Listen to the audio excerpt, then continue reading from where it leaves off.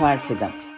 പാപികളുടെ പ്രാർത്ഥന ദൈവം കേൾക്കുന്നില്ല എന്നും ദൈവഭക്തനായിരുന്നു അവന്റെ ഇഷ്ടം ചെയ്യുന്നവന്റെ പ്രാർത്ഥന കേൾക്കുന്നു എന്നും നാം അറിയുന്നു. Now we know that God does not hear sinners, but if anyone is a worshipper of God and does his will, he hears him.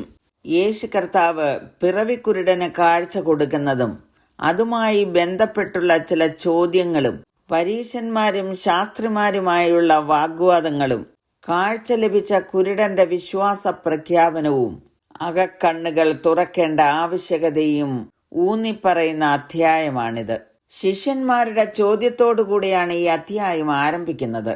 യേശു ശിഷ്യന്മാരുമായി കടന്നു പോകുമ്പോൾ പിറവിയിലെ കുരുടനായൊരു മനുഷ്യനെ കണ്ടു.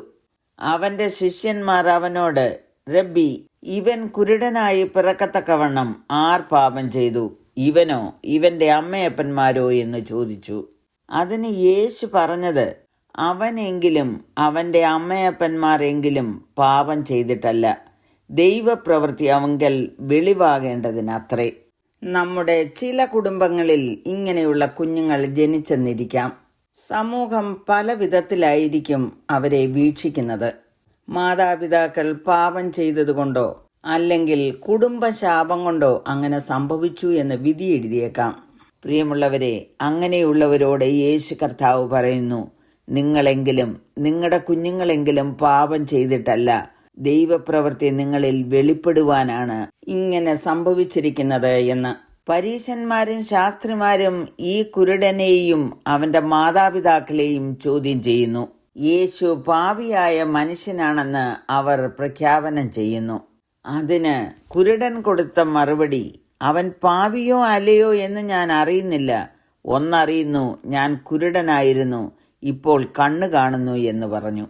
വീണ്ടും വീണ്ടും അവനെ ചോദ്യം ചെയ്യുമ്പോൾ അവൻ അവരോട്, നിങ്ങൾക്കും അവന്റെ ശിഷ്യന്മാരാകുവാൻ മനസ്സുണ്ടോ എന്ന് ചോദിക്കുന്നു.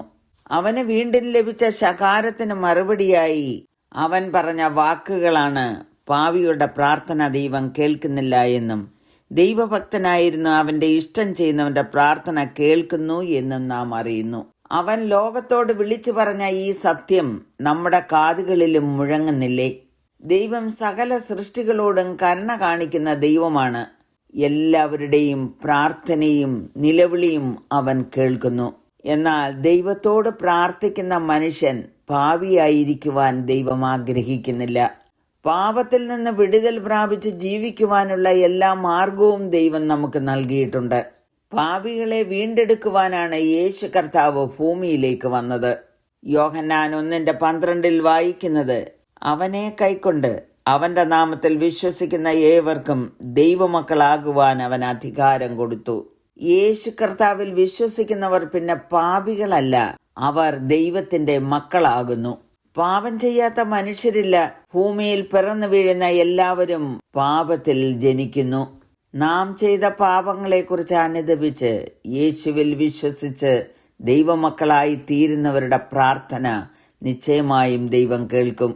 എന്നാൽ ചിലരുടെയൊക്കെ പ്രാർത്ഥന ദൈവം കേൾക്കുന്നില്ല എന്ന് ദൈവവചനം നമ്മെ പഠിപ്പിക്കുന്നു.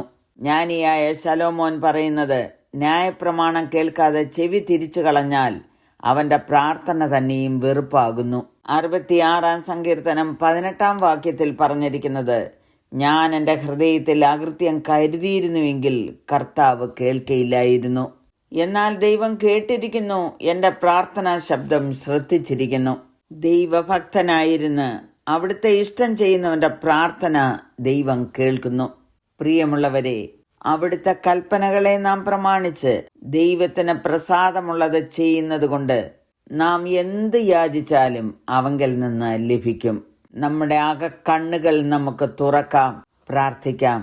കരുണയുള്ള പിതാവേ, അങ്ങയിൽ വിശ്വസിക്കുവാനും അവിടുത്തെ ഇഷ്ടപ്രകാരം ഞങ്ങൾക്ക് അങ്ങയോട് പ്രാർത്ഥിപ്പാനുമുള്ള കൃപ അടിയങ്ങൾക്ക് നൽകണമേ എന്ന് യേശുക്രിസ്തുവിന്റെ നാമത്തിൽ അപേക്ഷിക്കുന്നു. കേൾക്കണമേ.